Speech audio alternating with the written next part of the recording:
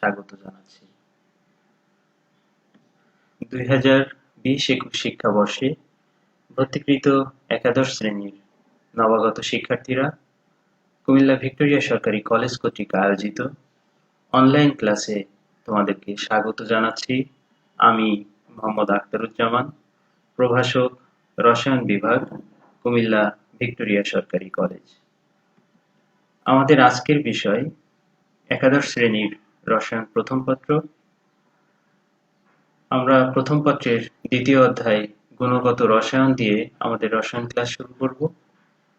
আমার আজকের আলোচ্য বিষয়সমূহের মধ্যে আছে পরমাণু ও তার মূল কণিকা সমূহ, ইলেকট্রন, প্রোটন ও নিউট্রন সম্পর্কে বিস্তারিত আলোচনা, রাদারফোর্ডের আলফা রশ্মি বিক্ষেপণ পরীক্ষা, রাদারফোর্ডের পরমাণু মডেল ও তার সীমাবদ্ধতা। সুতরাং এই পাঠ শেষে তোমরা পরমাণু কি তা বলতে পারবে, পরমাণুর মূল কণিকা সমূহের নাম বলতে পারবে, ইলেকট্রন, প্রোটন ও নিউট্রন সম্পর্কে বিস্তারিত ব্যাখ্যা করতে পারবে, রাদারফোর্ডের আলফা রশ্মি বিক্ষেপণ পরীক্ষা ব্যাখ্যা করতে পারবে, রাদারফোর্ডের পরমাণু মডেল ও তার সীমাবদ্ধতা ব্যাখ্যা করতে পারবে। আমরা শুরুতে একটু প্রাথমিক ধারণা নিয়ে কথা বলবো। খ্রিস্টপূর্ব 460 অব্দে গ্রিক দার্শনিক লুসিপাস ও ডেমোক্রিটাস ও প্রায় একই সময় ভারতের প্রখ্যাত দার্শনিক আচার্য কণাদ প্রস্তাব করেন যে সব বস্তুই অসংখ্য ক্ষুদ্র ক্ষুদ্র অবিভাজ্য কণার সমন্বয়ে গঠিত।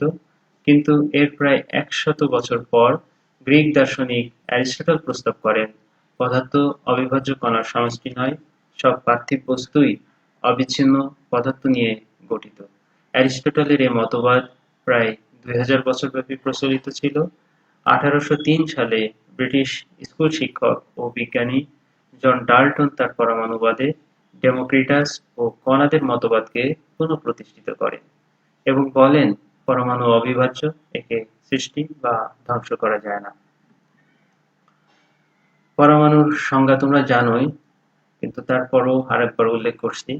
মৌলিক পদার্থের ক্ষুদ্রতম কণা যার স্বাধীন অস্তিত্ব নেই কিন্তু ক্ষুদ্রতম একক হিসাবে রাসায়নিক বিক্রিয়ায় অংশগ্রহণ করতে পারে, তাকে পরমাণু বা অ্যাটম বলে। অ্যাটম শব্দটি এসেছে গ্রিক শব্দ আটমিও থেকে, যার শাব্দিক অর্থ নট টু কাট, অর্থাৎ যাকে ভাঙা যায় না। প্রত্যেক মৌলের প্রতীক দ্বারা ওই মৌলের পরমাণুকে প্রকাশ করা হয়, যেমন H দ্বারা হাইড্রোজেন পরমাণু, O দ্বারা অক্সিজেন পরমাণু, C দ্বারা কার্বন পরমাণুকে বোঝায়। এখন পরমাণু ও তার মূল কণিকা সমূহ সম্পর্কে আমরা জানব। যদিও সাধারণ বিক্রিয়ার দিক থেকে পরমাণুকে অবিভাজ্য ধরা যেতে পারে, তথাপি পরমাণু অবিভাজ্য নয়, বরং তা আরও একাধিক নিরতিশয় সূক্ষ্ম কণিকায় বিভক্ত হতে পারে। এসব অতি সূক্ষ্ম ক্ষুদ্রতর কণা যা দিয়ে পরমাণু গঠিত তাদেরকে সামগ্রিকভাবে মূল কণিকা বলে। মূল কণিকা 3 প্রকার, যথা স্থায়ী মূল কণিকা, অস্থায়ী মূল কণিকা এবং কম্পোজিট কণিকা। স্থায়ী মূল কণিকা কতগুলো মূল কণিকা আছে যা সব মৌলের পরমাণুতে থাকে, তাদেরকে স্থায়ী মূল কণিকা বলে। স্থায়ী মূল কণিকা 3টি: ইলেকট্রন, প্রোটন ও নিউট্রন। অস্থায়ী মূল কণিকা কতগুলো মূল কণিকা আছে যা কোনো কোনো মৌলের পরমাণুতে খুব অল্প সময়ের জন্য থাকে, তাদেরকে অস্থায়ী মূল কণিকা বলে। এ ধরনের মূল কণিকার সংখ্যা প্রায় 100। এদের মধ্যে উল্লেখযোগ্য হল নিউট্রিনো, অ্যান্টিনিউট্রিনো, পজিট্রন ও মেসন। কম্পোজিট কণিকা পরমাণুতে স্থায়ী ও অস্থায়ী মূল কণিকা ব্যতীত আরেক ধরনের ভারী কণিকা দেখা যায়, এদেরকে কম্পোজিট কণিকা বলে, যেমন ডিউটেরন কণা, আলফা কণা। এখন আমরা স্থায়ী মূল কণিকা ইলেকট্রন সম্পর্কে বিস্তারিত জানব। ইলেকট্রন সকল মৌলের পরমাণুর গঠনে উপস্থিত একটি সাধারণ মূল কণিকা। ইলেকট্রন বহিরাঞ্চলে কক্ষপথে থাকে এবং নিউক্লিয়াসের চারিদিকে আবর্তন করে। মৌলসমূহের এবং তার যৌগগুলোর ধর্মাবলী প্রধানত কক্ষপথে ইলেকট্রন বিন্যাসের উপর নির্ভর করে। 1897 খ্রিস্টাব্দে জে জে থমসন ক্যাথোড রশ্মি পরীক্ষার সাহায্যে পরমাণুতে এর অস্তিত্ব প্রমাণ করেন। তেজস্ক্রিয় মৌল থেকে নিঃসৃত বেটা রশ্মিও দ্রুতগামী ইলেকট্রন কণিকার একটি প্রবাহ ছাড়া আর কিছুই নয়। পরমাণুর স্থায়ী মূল কণিকাসমূহের মধ্যে ক্ষুদ্রতম হল ইলেকট্রন। এর ভর একটি হাইড্রোজেন পরমাণুর ভরের প্রায় 1/1836। ইলেকট্রনের প্রকৃত ভর প্রায় 9.1085 into 10⁻⁻28 গ্রাম। এ ভর খুবই নগণ্য বলে ইলেকট্রনের ভর প্রায়ই অগ্রাহ্য করা হয়। আমরা ক্যাথোড রশ্মি পরীক্ষা যে থমসন যে পরীক্ষার সাহায্যে ইলেকট্রন আবিষ্কার করেছিলেন সেটির দুটি চিত্র এখানে দেখতে পাচ্ছি। প্রথম চিত্রে তোমরা দেখতে পাচ্ছ যে এটি একটি ডিসচার্জ টিউব, যে টিউবকে আমাদের বাসাবাড়ির টিউব লাইটের সাথে তোমরা কম্পেয়ার করতে পারো। এই টিউবের ভিতরের দিকটা ফ্লোরোসেন্ট সাবস্টেন্স দ্বারা কোটিং করা হয়, আর এখানে দুটি মেটাল ডিস্ক ব্যবহার করা হচ্ছে। একটি আমাদের এক্সটার্নাল ইলেকট্রিক সোর্সের ধনাত্মক প্রান্তের সাথে, এটিকে বলছি অ্যানোড, আর একটি এক্সটার্নাল সোর্সের ঋণাত্মক প্রান্তের সাথে সংযুক্ত, এটিকে ক্যাথোড বলছি। তো এই ডিসচার্জ টিউবের সাথে এখানে একটি ভালভ লাগানো আছে, এখান থেকে একটু ভ্যাকুয়াম পাম্পের সাথে যেটা কানেক্টেড, এখান থেকে আমরা গ্যাস বের করে নিতে পারি। এর ভিতরে হাইড্রোজেন গ্যাস রেখে 1 atm চাপে হাইড্রোজেন গ্যাস রেখে এখান থেকে হাই ভোল্টেজ প্রয়োগ করা হয়। ফলে উনি দেখেন কিছুই এখানে কোনো পরিবর্তন লক্ষ্য করেন না। পরে আস্তে আস্তে এই ভ্যাকুয়াম পাম্প দিয়ে গ্যাস টেনে নেওয়া হয়, অর্থাৎ চাপ যত কম হয় একই সাথে এখান থেকে উনি উচ্চ ভোল্টেজ প্রয়োগ করতে থাকেন, অর্থাৎ ভোল্টেজ বৃদ্ধি করতে থাকেন, এখানে গ্যাসের ঘনত্ব কমাতে থাকেন। এভাবে কমাইতে কমাইতে একটা সময় দেখা যায় যে ক্যাথোড থেকে এক ধরনের বিম বের হয়ে অ্যানোডের দিকে যায়, এবং অ্যানোডে খুব সম্ভবত কোনো একটা ছিদ্র ছিল, এর পাশে উনি একটি আভা বা প্রভা দেখতে পান। উনি এটা এই বিম সম্পর্কে আরো নিশ্চিত হওয়ার জন্য পরবর্তীতে এইভাবে আমাদের ডিসচার্জ টিউবের ডিজাইন করেন। দেখো ক্যাথোড এবং অ্যানোড একটু কাছাকাছি আছে এবং অ্যানোডের মধ্যে একটা ছিদ্র রাখেন, ফলে এখান থেকে দেখা যায় যে ঠিক আগের মতো ওরকম লঘু চাপে এবং উচ্চ ভোল্টেজ যখন প্রয়োগ করেন তখন এখান থেকে ক্যাথোড থেকে যে বিম বের হচ্ছে সেটি এই ছিদ্র দিয়ে বের হয়ে আমাদের এখানে ফ্লোরোসেন্ট স্ক্রিন যেটা আছে স্ক্রিনের উপর পড়ে এবং আমরা দেখতে পাই। তো উনি এই বিমের নেচার বা বৈশিষ্ট্য সম্পর্কে জানার জন্য এখানে বাইরে থেকে ইলেকট্রিক ফিল্ড অ্যাপ্লাই করেন। এটি পজিটিভ প্লেট, এটি negative plate. Electric field apply করলে উনি দেখেন যে এই বিম যেটি পজিটিভ প্লেট সেটা কর্তৃক আকৃষ্ট হয়। যেহেতু এটি পজিটিভ প্লেট কর্তৃক আকৃষ্ট হয়, উনি বুঝতে পারেন যে এর ভিতরে এই বিমের ভিতরে যে পার্টিকেল আছে এটি ঋণাত্মক চার্জে চার্জিত। উনি আরো নিশ্চিত হওয়ার জন্য এখানে ম্যাগনেটিক ফিল্ডও অ্যাপ্লাই করেন এবং দেখতে পান যে ম্যাগনেটিক ফিল্ডের যেদিকে ঋণাত্মক চার্জ বিক্ষেপিত হওয়ার কথা এখানে সেদিকেই বিক্ষেপিত হচ্ছে। এ থেকে উনি ডিসিশন নেন যে ক্যাথোড রে বা ক্যাথোড থেকে যে বিমটা উৎপন্ন হচ্ছে এটার ভিতরে যে পার্টিকেল গুলো আছে সেগুলো ঋণাত্মক চার্জে চার্জিত। উনি এখানে হাইড্রোজেনের পরিবর্তে অন্যান্য পদার্থ নিয়েও পরীক্ষা করে দেখেন যে সব পদার্থ থেকে এরকম বিম নির্গত হয় এবং তারা একই বৈশিষ্ট্য প্রদর্শন করে। এ থেকে উনি ধরে নেন যে এই ঋণাত্মক পার্টিকেল এটি সব পদার্থের একটি সাধারণ উপাদান। এখন আমরা ইলেকট্রনের চার্জ নিয়ে কথা বলবো। ইলেকট্রন একক ঋণাত্মক বিদ্যুৎধর্মী কণা, এর ঋণাত্মক চার্জ -1.6 into 10⁻⁻19 কুলম্ব।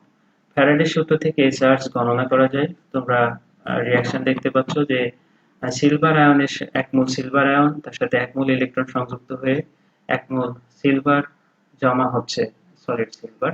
তো এখান থেকে আমরা বলতে পারি যে একযোজী মৌলের 1 মোল পরমাণু তথা n সংখ্যক পরমাণু 1 ফ্যারাড বিদ্যুৎ চার্জ বহন করে। এখানে 1 ফ্যারাড সমান 96,500 কুলম্ব।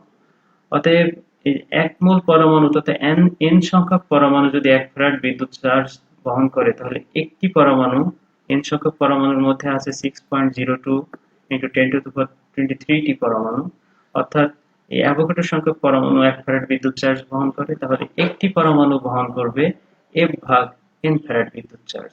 বিদ্যুৎ চার্জের এই ক্ষুদ্র পরিমাণকে বলা হয় আসলে ইলেকট্রন, বিজ্ঞানী স্টোনি এই নাম দেন। তাহলে আমরা একটি পরমাণুর বিদ্যুৎ চার্জ তথা ইলেকট্রনের চার্জ এখান থেকে ক্যালকুলেশন করতে পারবো। F 96500, n 6.023, 10 টু দি পাওয়ার 23, তাহলে চার্জের পরিমাণ হবে কুলম্বে 1.60, 10 টু দি পাওয়ার -19 কুলম্ব। আমরা জানি 10 কুলম্ব সমান 1 EMU, তাহলে এটা হবে 1.60 into 10 to the power -20 EMU। আবার জানি 1 EMU সমান 3.0 into 10 to the power 10 ESU, তাহলে এটা হবে 4.8 into 10 to the power -10 ESU। Electronic mass unit EMU, ESU হলো ইলেকট্রোস্ট্যাটিক ইউনিট। তাহলে এই চার্জের আগে যদি আমরা ঋণাত্মক একটা সাইন দিই, সেটি হচ্ছে আমাদের ইলেকট্রনের চার্জ। এখন আমরা আসব ইলেকট্রনের ভর।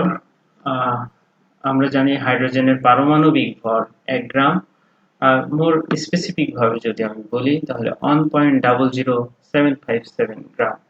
তাহলে যেহেতু গ্রাম পারমাণবিক ভর এটা, তাহলে একটা গ্রাম পরমাণুর ভিতরে এই যে অ্যাভোগাড্রো সংখ্যক পরমাণু আছে, তাহলে বলতে পারি 6.023 ইন্টু 10 টু দি পাওয়ার 23 সংখ্যক হাইড্রোজেন পরমাণুর ভর এত গ্রাম। তাহলে একটি হাইড্রোজেন পরমাণুর ভর হবে নিশ্চয় এই 1.00757 ভাগ অ্যাভোগাড্রো সংখ্যা। এখন আমরা একটু আগে শিখেছিলাম যে একটি ইলেকট্রনের ভর একটি হাইড্রোজেন পরমাণুর ভরের 1 ভাগ 1836 অংশ। তাহলে এইটাকে যদি আমি 1 এর 1836 করি, সেটাই হবে আমাদের একটি ইলেকট্রনের ভর, যেটা 9.11 ইন্টু 10 টু দি পাওয়ার -28 গ্রাম। এটাকে যদি আমরা কেজিতে কনভার্ট করি, 9.11 10 টু দি পাওয়ার -31 কেজি। এখন আমরা প্রোটন সম্পর্কে জানব। ইলেকট্রনের মতো প্রোটনও সকল মৌলের পরমাণুর একটি সাধারণ মূল কণিকা। এটি পরমাণু নিউক্লিয়াসে থাকে। হাইড্রোজেন পরমাণুর কক্ষপথে বিরাজিত একমাত্র ইলেকট্রনটি অপসারণ করলে যে ধনাত্মক বিদ্যুৎবাহী কণা অবশিষ্ট থাকে তাকেই প্রোটন বলা হয়। তাই প্রোটনকে H+ দ্বারা প্রকাশ করা হয়। 1886 সালে জার্মান বিজ্ঞানী গোল্ডস্টেইন ক্যাথোড রশ্মি নলে পরীক্ষার সময় ধনাত্মক আধান আবিষ্কার করেন। ইলেকট্রনের ন্যায় প্রোটনও সব পরমাণুর একটি অতি সাধারণ কণা। এই তথ্য সর্বপ্রথম 1911 সালে বিজ্ঞানী রাদারফোর্ড প্রমাণ করেন। প্রোটনের ভর 1.672 into 10 to the power -24 gram. Proton একটি একক ধনাত্মক বিদ্যুৎধর্মী কণা। প্রোটনের charge plus 1.6 into 10 to the power -19 coulomb, অর্থাৎ ইলেকট্রনের চার্জের সমান, তবে বিপরীতধর্মী। যে কোনো পরমাণু সামগ্রিকভাবে বিদ্যুৎ নিরপেক্ষ হয়, এতে একই মানের ধনাত্মক চার্জধর্মী প্রোটন ও ঋণাত্মক চার্জধর্মী ইলেকট্রনের সংখ্যা সমান থাকে।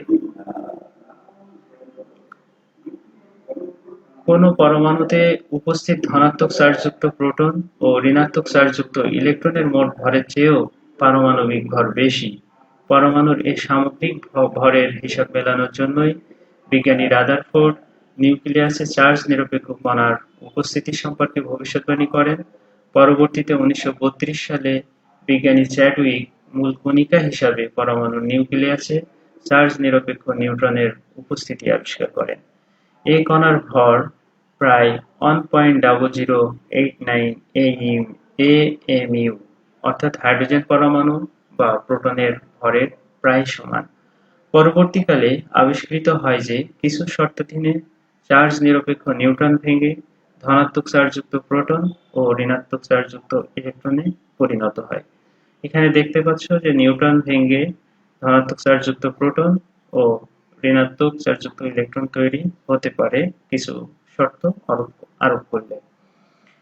এখন রাদারফোর্ডের আলফা রশ্মি বিক্ষেপণ পরীক্ষা আমরা দেখব। 1911 সালে বিজ্ঞানী Rutherford 4 into 10 to the power -4 centimetre পুরুত্বের একটি পাতলা স্বর্ণপাতের উপর আলফা রশ্মি তথা হিলিয়াম পরমাণুর নিউক্লিয়াসের প্রবাহ বিক্ষেপণের সাহায্যে একটি পরীক্ষা পরিচালনা করেন। স্বর্ণপাতের পেছনে জিঙ্ক সালফাইডের আবরণীযুক্ত একটি পর্দা রাখেন। জিঙ্ক সালফাইড একটি ফসফোরেসেন্ট পদার্থ যা রশ্মি শোষণ করে, পরে তা আবার দৃশ্যমান আলো হিসাবে বিকিরণ করে। এখানে রাদারফোর্ডের আলফা-রশ্মি বিক্ষেপণ পরীক্ষার দুটি চিত্র তোমরা দেখতে পাচ্ছ। এখানটায় আমার রেডিয়েশন সোর্স, যেখান থেকে আলফা পার্টিকেলের বিম নির্গত হবে, সেটি রাখা হয়। আর এইটা আমার পাতলা স্বর্ণের পাত। ধরো একটি করে পরমাণু আছে পেছনে, আর পরমাণু নাই, সামনেও কোনো পরমাণু নাই, এরকম পাতলা পাত, 4 × 10⁻⁴ সেন্টিমিটার পুরুত্বে। তাহলে এখান থেকে দেখো বেশিরভাগ আলফা পার্টিকেল এই স্বর্ণের পাত ভেদ করে জিঙ্ক সালফাইডের পর্দার উপর পড়ে এবং আলোকিত করে। দুই একটি বিম এদিক সেদিক বেঁকে যায়। আর আমরা এই চিত্রের দিকে একটু তাকাই, দেখো অধিকাংশ আলফা পার্টিকেল সোজা আমাদের স্বর্ণের পাত ভেদ করে জিঙ্ক সালফাইডের পর্দা যদি এখানে রাখি, পর্দার উপরে পড়ছে। কিছু পার্টিকেল একটু বেঁকে যাচ্ছে, কিছু পার্টিকেল বেঁকে যাচ্ছে, আর খুব কম সংখ্যক পার্টিকেল একদম উল্টা দিকে ফেরত আসছে। তাহলে পর্যবেক্ষণ, রাদারফোর্ড আলফা-রশ্মি বিক্ষেপণ পরীক্ষার দ্বারা যে পর্যবেক্ষণগুলো করেন সেগুলো হলো, অধিকাংশ আলফা রশ্মি স্বর্ণপাত ভেদ করে চলে যায়, কিছু সংখ্যক রশ্মি সামান্য পরিমাণে এদিক সেদিক বেঁকে যায়। তিনি আরো লক্ষ্য করলেন যে প্রায় প্রতি 20,000 আলফা রশ্মির মধ্যে মাত্র একটি রশ্মি পুরো বেঁকে পেছনে ফিরে আসে। তো এই ঘটনা থেকে উনি সিদ্ধান্ত নেন যে পরমাণুর সবটুকু ভর ও পজিটিভ চার্জ তার কেন্দ্রে পঞ্জীভূত থাকে, একে নিউক্লিয়াস বলে। এই ধনাত্মক চার্জযুক্ত নিউক্লিয়াস দ্বারা ধনাত্মক আলফা কণা বিকশিত হয় বলে কিছু সংখ্যক কণার গতিপথ আংশিক বা পুরো বেঁকে যায়।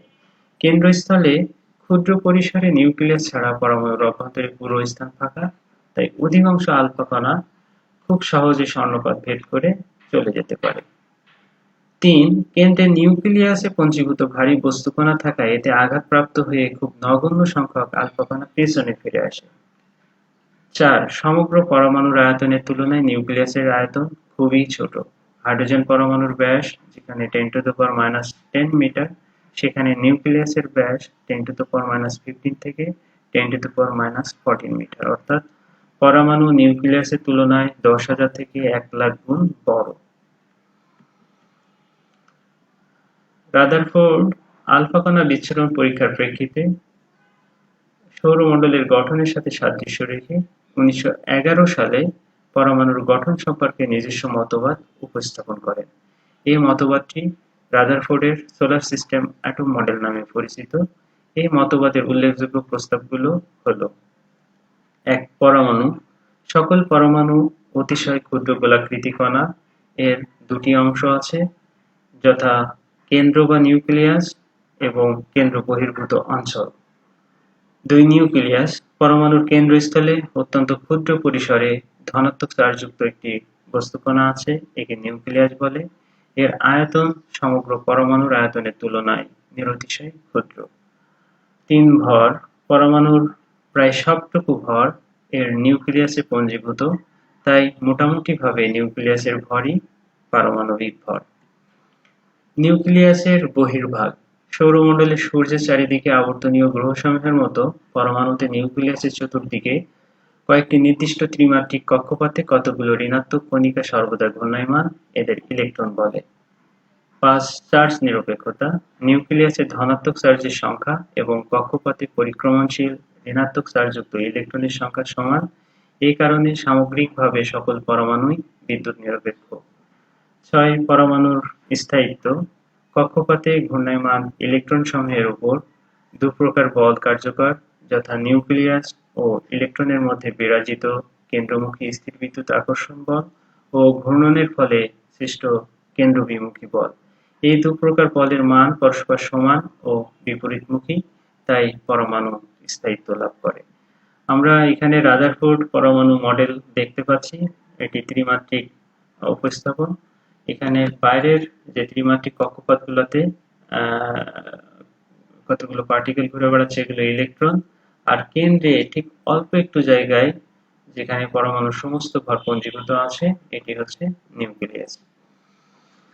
এখন আমরা রাদারফোর্ড মতবাদের সার্থকতা দেখব। আলফা রশ্মি পরীক্ষার উপর ভিত্তি করে রাদারফোর্ড পরমাণুতে ধনাত্মক নিউক্লিয়াসের অস্তিত্ব এবং পরমাণুর ভরের অবস্থান সম্পর্কে একটি সঠিক ধারণা প্রদান করতে সক্ষম হন। কক্ষপথে ঋণাত্মক চার্জযুক্ত ইলেকট্রনের আবর্তন সম্পর্কে বলা হয়েছে। প্রথমবারের মতো পরমাণুর ত্রিমাত্রিক গঠন সম্পর্কে ধারণা দেওয়া হয়।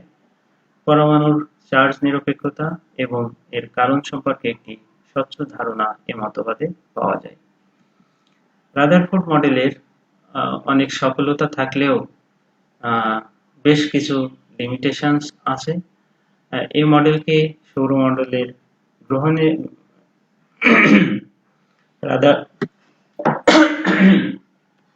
রাদারফোর্ড মডেলের সীমাবদ্ধতা। রাদারফোর্ড মডেলের বেশ কিছু সার্থকতা থাকলেও এর সীমাবদ্ধতা অনেক। এই মডেলকে সৌরমণ্ডলের গঠনের সঙ্গে সাদৃশ্যপূর্ণ দেখানো হয়েছে।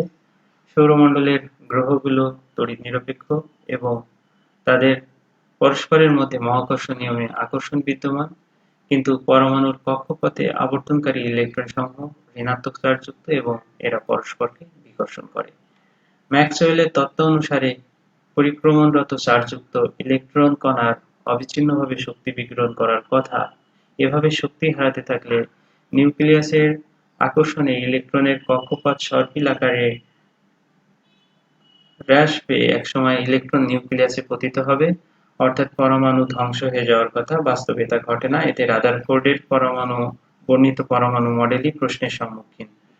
দেখো, এখানে যখন চার্জিত কণা, ম্যাক্সওয়েলের তত্ত্ব মতে যখন কোনো চার্জিত কণা মানে সবসময় মুভ করে, তখন তার শক্তি হারাতে থাকে, ফলে সেটা তার কক্ষপথের ব্যাসার্ধ আস্তে আস্তে কমে গিয়ে এই নিউক্লিয়াসে পতিত হওয়ার কথা আমাদের রাদারফোর্ডের পরমাণু মডেল অনুসারে, অর্থাৎ পরমাণুর গঠন স্থিতিশীল হওয়ার কথা না, কিন্তু বাস্তবে তা ঘটে না। আমরা আরো কিছু লিমিটেশনস আছে যেগুলো দেখি। এই মডেল অনুসারে ইলেকট্রনের তেজ বিকিরণ ক্রমাগতভাবে অবিচ্ছিন্নভাবে ঘটে বলে পরমাণুর বর্ণালীতে প্রাপ্ত রেখাসমূহ অবিচ্ছিন্ন হওয়ার কথা এবং প্রশস্ত ব্যান্ডের মতো দেখাবে, কিন্তু বাস্তবে এই রেখাগুলোকে বিচ্ছিন্ন বেশ উজ্জ্বল দেখায়। পারমাণবিক বর্ণালীর উৎস সম্পর্কে এই মতবাদে কোনো ধারণা নেই। ঘূর্ণনরত ইলেকট্রনের কক্ষপথের আকার ও আকৃতি সম্বন্ধে কোনো ধারণা রাদারফোর্ড মডেলে দেয়া হয়নি। যেসব পরমাণুতে বহু ইলেকট্রন আছে, সেসব ক্ষেত্রে ইলেকট্রনগুলো কিভাবে নিউক্লিয়াসকে পরিক্রমণ করে সে সম্পর্কে কোনো উল্লেখ এই মডেলে নেই। তো প্রিয় শিক্ষার্থীরা, আমাদের আজকের আলোচ্য বিষয় এই পর্যন্তই ছিল। তোমাদেরকে ধন্যবাদ জানিয়ে আজকের মতো বিদায় নিচ্ছি। তোমরা ভালো থেকো, সুস্থ থেকো।